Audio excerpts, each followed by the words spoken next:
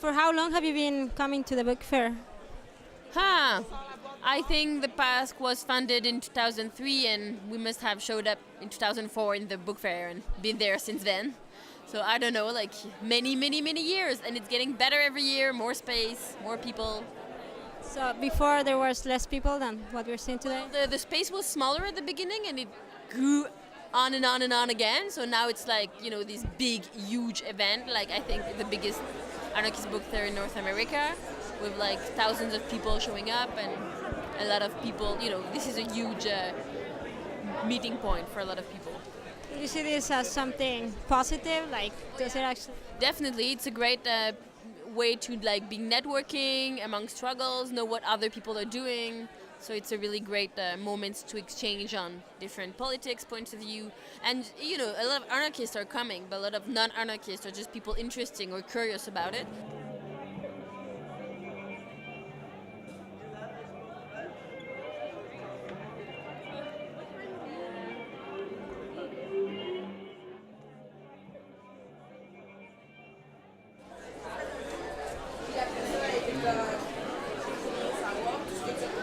And this is? Hi, I'm Kyle. And? Hi, I'm Ander.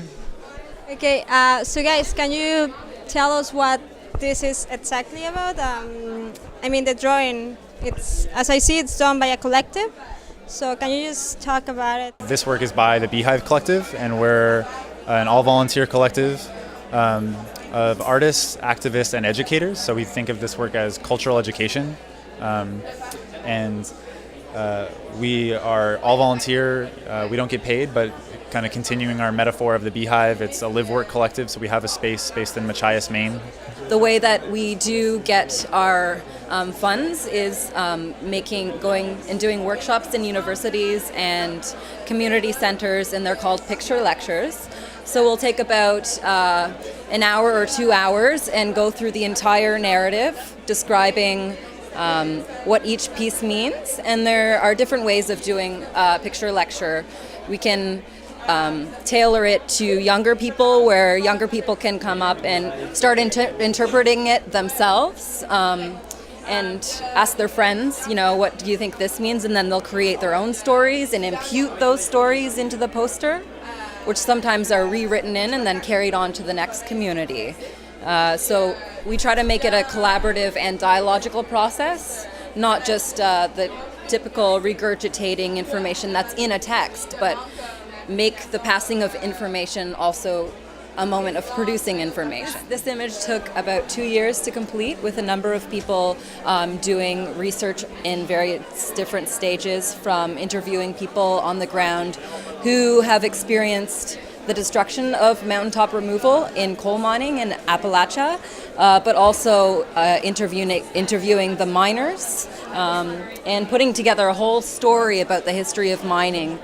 This is like the natural history of the land, and then the second section is about colonization and industrialization. So we're talking about the relocation of the people who were in Appalachia from the land, and this scene here, for example, is specifically a reference to the Trail of Tears, talking about the people who were pushed out of the U.S. Southeast, and it goes from the bottom of the poster to the top of the poster. It's oriented that the stories on the bottom are stories kind of from the land, from Appalachia, and the stories at the top are bigger system things. So at the top, on the second panel, there's the West Virginia State House, and it's built on a foundation of lumber and cotton and coal, and flying overhead is this influx of slave labor, these birds in cages being carried by other birds. So we're talking about the infrastructure, the foundations of this new economy that came with industrialization and of the entire society in the States. And the railroad rolls out into the foreground, where we kind of introduce this history of life in the coal camps and the struggles of the labor unions at the time, who were just forming and fighting tooth and nail for things people today take for granted, like the 8-hour day and healthcare are kind of our prominent examples. And then at the very front is this reference to this woman, Aunt Molly Jackson, is our character I like to talk about here, this fox. Aunt Molly Jackson was the wife of a union miner, and their union went on strike to get some basic human rights in their lives, and their family was starving. Their kids were starving, and Aunt Molly Jackson went to the company store, which she shopped at all the time in this rural area, knew the shop owner, and robbed them at gunpoint and said, "My kids are starving," and fed the children of the families who were going on strike so they could continue the struggle. There's no humans in any of our graphics. It's all told through animal metaphor. So these domesticated animals is this metaphor of,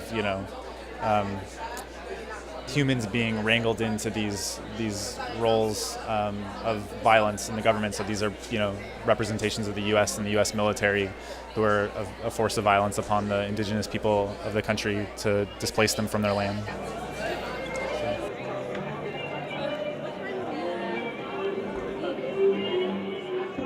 Introduce yourselves.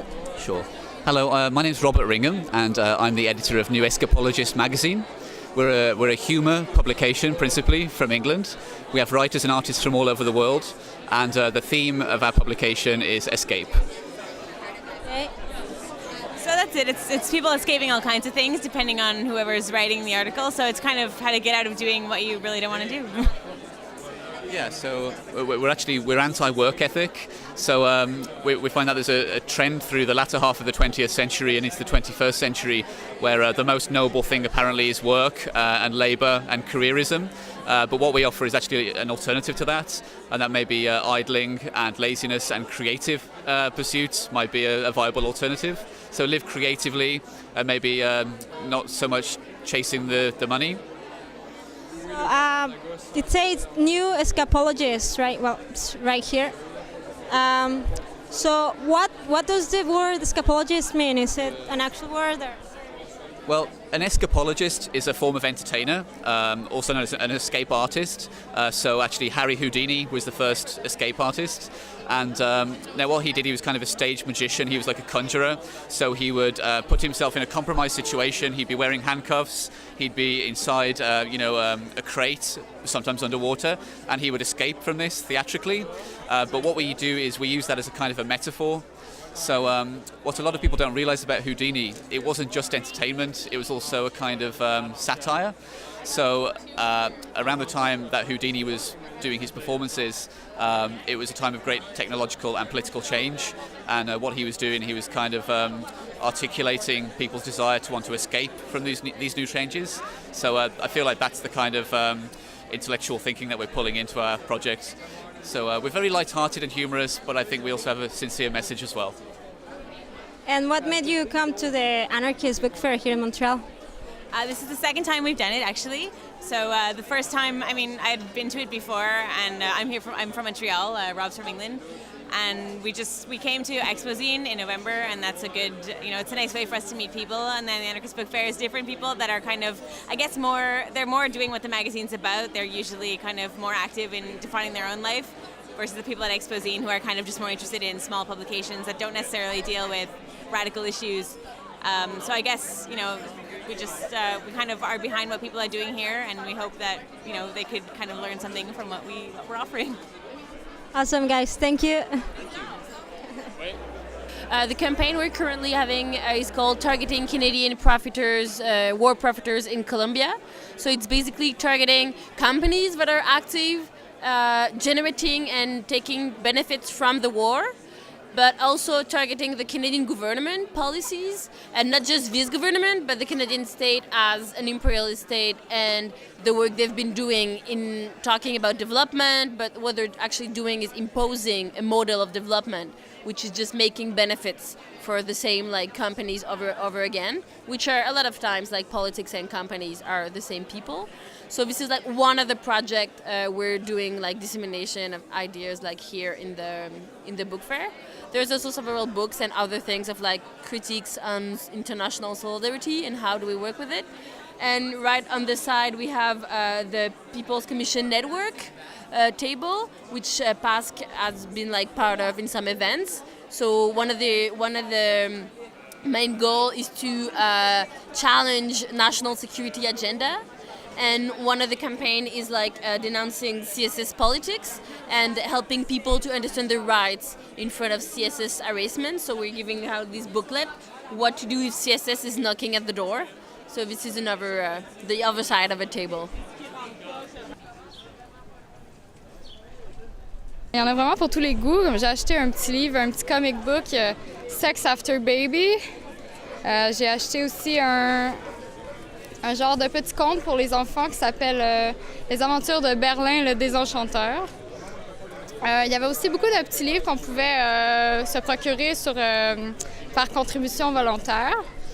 Également, Université Inc., si vous ne l'avez pas encore lu. Ah, c'est vrai. C'est un conseil, vous devriez le lire. Aussi, un livre fort intéressant de Francis Dupuy-Derry qui est le Black Bloc, qui explique vraiment au niveau autant historique que dans une recherche assez poussée qu'est-ce que c'est le Black Bloc. Alors ça peut aussi détruire beaucoup de mythes par rapport à la philosophie Black Bloc. Et puis sinon, une panoplie de petits books à qui profite la dette, beaucoup de journaux indépendants. Alors, je suis très satisfaite de ma journée au salon du livre anarchiste. Un très bon shopping. Hein? Oui. C'est justement pour les éducateurs, ça peut être très intéressant de venir chercher une alternative aux livres d'édition traditionnels.